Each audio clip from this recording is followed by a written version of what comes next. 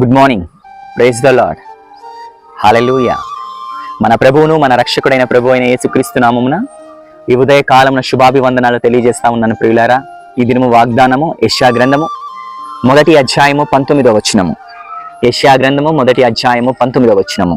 మీరు సమ్మతించిన మాట విని ఎడల భూమి యొక్క మంచి పదార్థములను అనుభవింతురు. నిజమే ప్రియమైన దేవుని బిడ్డలారా, సృష్టికర్త అయిన దేవాది దేవుడు మనల్ని ఆశీర్వదించి మన అన్ని విధాలుగా దీవించాలని ఇష్టపడతా ఉన్నాడు. అయితే మనం చేయవలసిన మాట ఏంటంటే, చేయవలసిన పని కూడా ఏంటంటే, ఆయన మాట మనం వినేవారంగా ఉండాలి.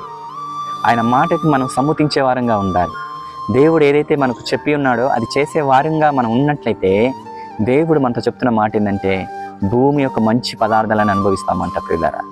ఎంత గొప్ప ఆశీర్వాదమో కదా.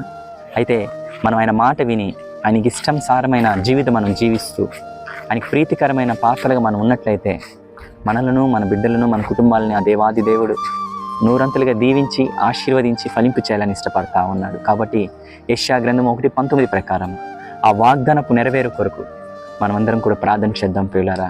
ఎవరైతే ఈ కార్యక్రమం వీక్షిస్తున్నారో వారిని దేవాది దేవుడు ఈ వాగ్దానపు నెరవేరుతో నిండారులుగా దీవించి ఆశీర్వదించును గాక. ప్రార్థన చేసుకుందాం ప్రియులారా.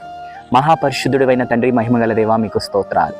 ప్రియ పరిశుద్ధాత్ముడా, ప్రత్యేకంగా ఎవరైతే ఈ కార్యక్రమం వీక్షిస్తున్నారో ఈ వాగ్దానాన్ని అయా వారు స్వతంత్రించుకోవాలని ఇష్టపడుతున్నారో నజరేయుడైన యేసు నామములో ఆ వాగ్దానపు ఆయా ఫలము వారును వారి కుటుంబాలను నిండారులుగా పొందుకొని అయా మంచి పదార్థములతో వారిని అయా మీరు పోషించి సంరక్షించి ఉన్నతంగా వారిని ఆశీర్వదించమని, అయా విత్తబడిన ఈ వాక్యము నూరంతలుగా ఫలవంతము దయచేయమని నజరేయుడైన యేసుక్రీస్తు నామమున పేరిట అడిగి వేడుకుంటున్నాము తండ్రి. Amen. Praise the lord. Hallelujah.